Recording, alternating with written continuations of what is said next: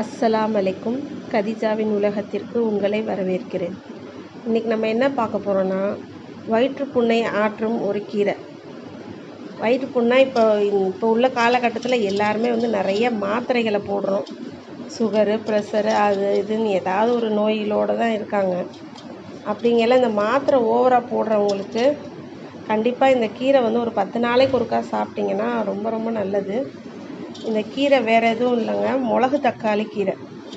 இந்த மிளகு தக்காளி கீரைக்கு இந்த பாருங்கள், அந்த குட்டி குட்டியான தக்காளி இருக்குது, அந்த மிளகு தக்காளி இருக்குது பாருங்கள், அதோடைய சேர்த்து தான் நம்ம இந்த கீரையை செய்ய போகிறோம்.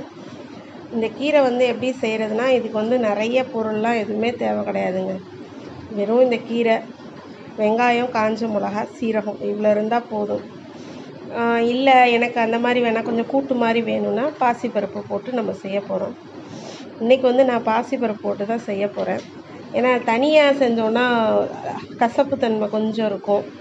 இதுவே அந்த பாசிப்பருப்பு போட்டு செஞ்சோன்னா அதுவும் ரொம்ப நல்லது, உடம்புக்கு குளிர்ச்சியும் கூட. இந்த கீரையோடு அது சேர்த்து செய்யலை நல்லாயிருக்கும்.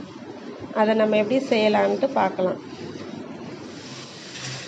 ஒரு கட்டு கீரை தான், அந்த கீரைக்கு 50 பாசிப்பருப்பு போட்டால் போதும். இந்த 50 பாசிப்பருப்பு வேக போட்டிருக்கேன். இது வெந்ததுக்கப்புறம் அப்புறம் என்ன செய்வோம்னு பார்க்கலாம். இப்போ கீரைக்கு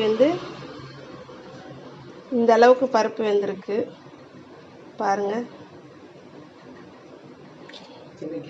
இந்த அளவுக்கு மலர்ந்தோடனே இப்போ என்ன பண்ணிடுறோம், இதுலேயே நம்ம கீரையை போட்டுருவோம். சீரகம் போட்டு வேக வச்சு? இல்லை, சீரகம் தாளிக்கையில் தான் போடுவேன். இது கீரையை இப்போது முழுசாக தான் நான் போடுறேன். ஏன்னா அலசியாச்சு, நல்லா அலசி இந்த பாருங்கள் கூடையில் எடுத்து வச்சிட்டேன். எங்கள் அம்மாலாம் கட் பண்ணி தான் போடுவாங்க. எனக்கு கட் பண்ணி போட்டால் ரொம்ப கசக்கிற மாதிரி தெரியுது. அதுவே முழுசாக போட்டுட்டா அப்படி கசப்பு தன்மை இல்லாமல் இருக்கு.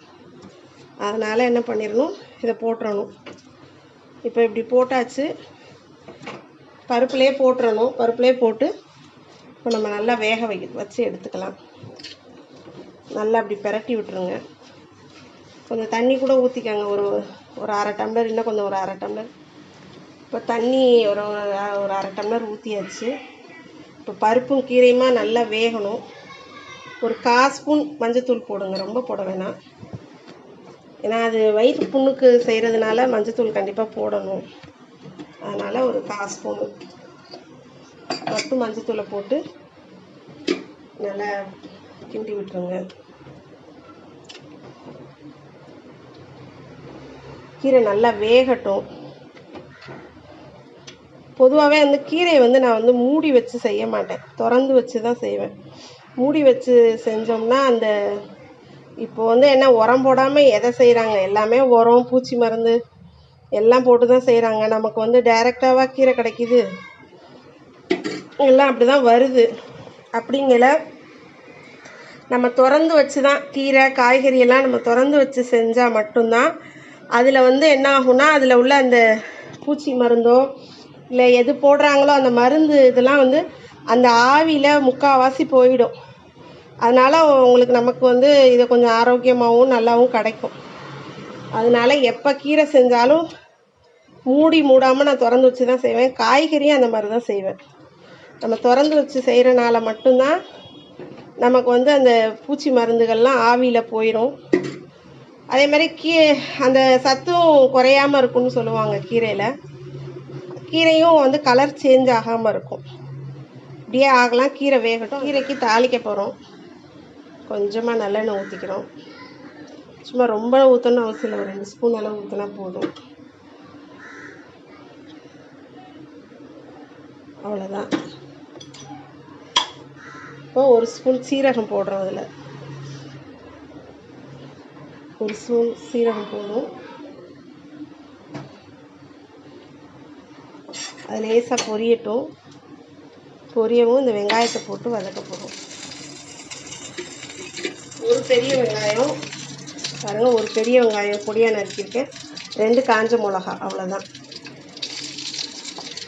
இவ்வளோ தான் இதுக்கு தாளிக்கிற இது.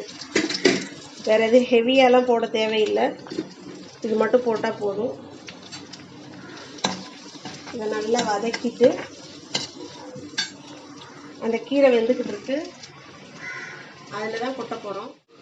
இப்போது நம்ம இதை வெங்காயத்தை நல்லா வதக்கியாச்சு, தாளிச்சாச்சு. இப்போ நம்ம அதை அப்படியே பருப்பில் எடுத்து கொட்ட போகிறோம். இப்போ தாளித்து கொட்டியாச்சு இந்த வெங்காயத்தை. அவ்வளோதான், கீரை ரெடி ஆயிடுச்சு. அவ்வளோதான், நம்ம கீரையை அடைச்சிரும். கீரை நல்லா வெந்துருச்சு. கீரையை அடைச்சிடலாம். வாரத்துக்கு ஒரு நாள் இந்த மாதிரி செஞ்சு சாப்பிடுங்க. எந்த மசாலாவும் தேவையில்லை, ஒன்றும் தேவையில்லை. இந்த மாதிரி செஞ்சு சோத்தில் போட்டு பிரட்டி சாப்பிட்டாலும் வயிறு புண்ணுக்கு நல்லது. இல்லை வேறு ஏதாவது குழம்புகளை வச்சுக்கிட்டு கூட்டு மாதிரி வச்சு இதை சாப்பிட்டாலும் ரொம்ப ரொம்ப நல்லது. கண்டிப்பாக இதை செஞ்சு சாப்பிடுங்க. வாரத்துக்கு ஒரு தடவையாவது, 10 நாளைக்கு ஒரு தடவையாவது செஞ்சு சாப்பிட்ருங்க. இப்போ தான் வயிற்றில் உள்ள புண்ணை ஆற்றி விட்டுரும் இது.